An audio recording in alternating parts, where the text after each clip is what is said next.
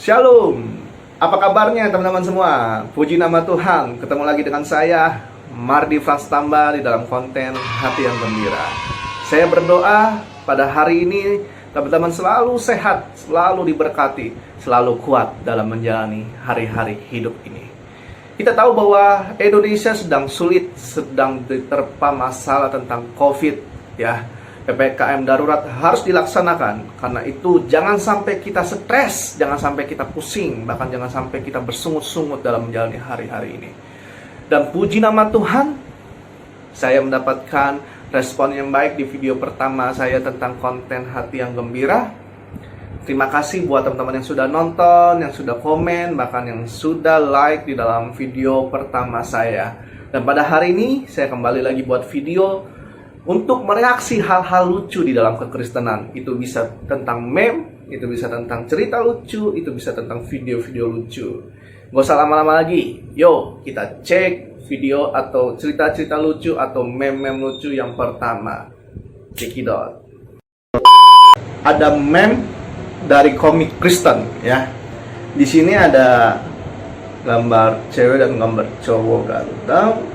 Luar biasa ya talentanya, dipakai untuk melayani Tuhan. Terus ada gambar cewek lagi dengan muka marah atau muka sedih tuh. Ada anak cowok yang main gitar. Dia pasti pelayanan musik biar bisa dapat cewek doang. Oh, iya ya. Saya ngerti. Ternyata meme ini sedang menyindir cewek-cewek Kristen yang biasa datang ke gereja hanya ngeliat tampang, ya. Giliran ada pemusik gereja, ada pelayan gereja yang ganteng, yang bertalenta musik, ya, dipuji-puji.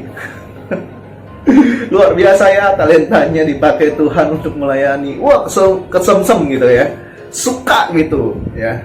Bahkan mungkin sampai jatuh cinta ya melihat cowok ganteng, pintar main musik, melayani Tuhan pula, ya kan? Dan ketemu lagi di gereja. Tetapi ada juga respon cewek yang melihat pelayan Tuhannya atau pemusiknya mungkin nggak ganteng, nggak good looking lah ya. Dan hatinya mungkin, ini suara hatinya mungkin ya berkata, dia pasti pelayanan musik biar bisa dapat cewek doang. Aduh, kasihan. Kasihan itu cowok ya. Teman-teman yang cewek atau teman-teman perempuan pada hari ini yang nonton ya, jangan begitulah. Jangan selalu menilai seseorang dari fisiknya atau dari covernya ya. Siapapun yang melayani Tuhan, jika itu dia melayani dari hati, itu tetap ganteng di mata Tuhan, tetap cantik di mata Tuhan. Karena Tuhan jauh melihat hati. Emang Tuhan melihat hati Pak Pendeta, tapi saya melihat dengan mata. Ya mau gimana lagi ya. Segala sesuatunya itu jangan selalu dinilai dengan fisik, karena fisik ini adalah hal yang sementara. Kalau emang dia kurang good looking tetapi dia good karakter, ayo, banyak kok orang-orang tampan, orang-orang ganteng juga nggak good karakter kan. Karena itu ya lumayan lah meme yang pertama ini ya, lumayan lucu ya, lucunya 60% lah. Terus wah, ada contoh WA pendeta. Shalom Pak, aku mau curhat. Aku kan suka sama satu cewek, tapi udah 3 kali aku ditolak Pak. Apa aku nyerah aja ya Pak? Pendetanya balas, walah di Alkitab, ya aku berjuang 14 tahun untuk mendapatkan Rahel. Kau baru ditolak 3 kali udah menyerah. Siapa rupanya cewek yang kau suka itu? Apa kerjanya? Cowoknya balas, iya sih Pak, aku harus berjuang seperti Yakub. Si Sania namanya Pak, dia dokter gigi hewan, dia juga selebgram, banyak followers IG-nya Pak. Pendetanya balas, oh Martin, maaf Bapak ralat, si Yakub nggak nyerah 14 tahun karena nggak ada saingannya. Kau kayaknya banyak saingan karena gebetanmu selebgram. Mundurlah.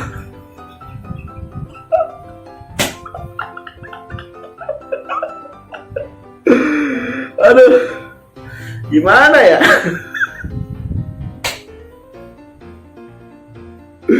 Dia ingin cari motivasi dari pendeta, ingin mendapatkan motivasi dari pendeta, ya. Kalau ini pendeta pemimpin jemaat di gerejanya atau gembala sidang, aduh, berarti pendeta ini udah kenal baik dengan cowok ini. Mungkin udah kenal secara rupanya ya, fisiknya gitu ya. Ya, aneh juga sih. Ketika dia lagi sharing tentang mau nembak cewek atau suka sama cewek tapi udah kali ditolak ya. Terus pendetanya meyakinkan dengan ayat Alkitab tentang kisah Yakub ya, yang mendapatkan Rahel di dalam 14 tahun. Terus dia semangat untuk berjuang lagi, dan akhirnya pendetanya sadar bahwa ceweknya itu cantik, selebgram, dokter hewan, dan Martinnya mungkin nggak seperti yang diharapkan oleh pendetanya. Jadi pendetanya berkata jujur. Ya, kadangkala emang suka begitu ya. Kadangkala ya. Kalau kita udah ditolak 3 kali, Martin. Kalau sudah ditolak 3 kali, ya udahlah, nggak usah dikejar. Masih banyak anak-anak Tuhan di luar sana yang cantik-cantik kok, yang menanti kamu sebagai laki-laki atau imamnya nanti ke depan, ya kan? Ya, salahmu sendiri lah curhat sama pendeta. Niatnya mendapatkan motivasi malah disadarkan diri. Lumayan lucu ya. Ya, lucunya bisa 75% ini. Aduh, Martin. Nah, ada lagi gambar ketiga. WA lagi nih. WA-nya ke pendeta lagi kayak ini. Shalom Pak Pendeta. Tolong diumumkan di grup gereja dong. Siapa yang merasa ketinggalan HP di gereja? Tadi saya nemu. Oh ya, ada HP di tangannya. Wah, keren kejujuranmu. Bentar, saya tanya ke grup ya Tiopan. Shalom Tiopan, saya sudah tanya. Ternyata itu HP Widya. Ibu Widya maksudnya. Kamu mau langsung balikin apa titip ke saya? Maaf Pak, dibalas sama Tiopannya. Saya nggak mau balikin. Saya nanya orangnya karena saya butuh chargernya dan mau nanya passwordnya, password HP-nya aja Pak. Mau nanya password HP-nya apa Pak? Buset. Berarti si Tiopan ini nemu handphonenya Ibu Widya, nggak mau dibalikin sama dia, mau disimpan sama dia. Terus nanya ke pendeta lagi. Niatnya nanyanya itu bukan untuk balikin handphone, tapi mau chargernya sama mau password HP-nya. Coba Tiopan. Nama-namanya sih dari ya ala kita tadinya, jangan. Aduh, gawat kalau ala kita. Tiopan, nggak ada kurang sopannya kamu ya, nggak ada sopan-sopannya kamu dengan pendetamu ya. Dan jelas-jelas bahwa pendetamu memuji kamu karena kamu jujur. Ternyata kamu ya begitu. Aduh. Nih kalau misalkan ada di gereja saya begitu, waduh, udah saya samperin ke rumahnya itu. Atau saya jadi pendeta aja, saya udah samperin ke rumah Tiopan itu. Ada-ada aja Tiopan. Ya lumayan lucu ya. Lumayan lucu.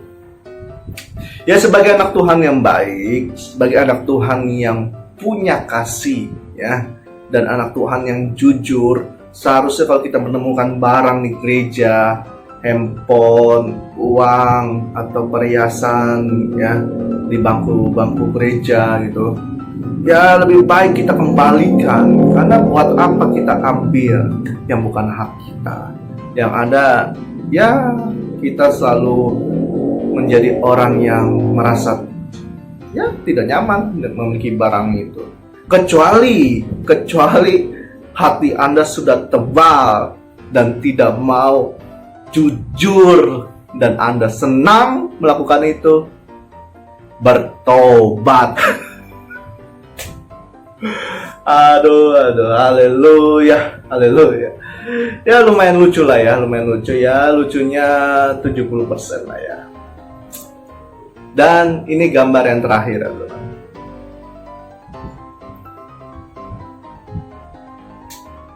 Ini ada quotes kayaknya. Capek kau tengking-tengking setan, tapi ternyata kelakuanmu mirip dia juga. Ini dari post dari almarhum pendeta Bigman Sirait. Capek kau tengking-tengking setan, ternyata kelakuan dia mirip setan.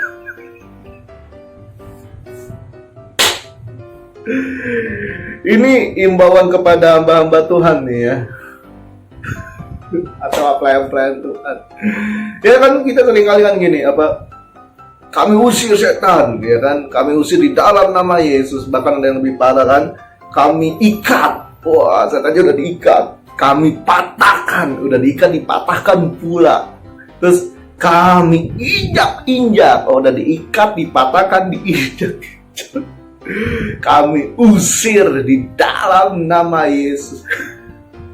Nggak taunya di rumah, ya ampun, ngomongnya juga ngomong setan, kelakuannya juga kelakuan setan ya. Di gereja gemeter-gemeter menyembah, di luar gereja orang gemeter ngelihat dia.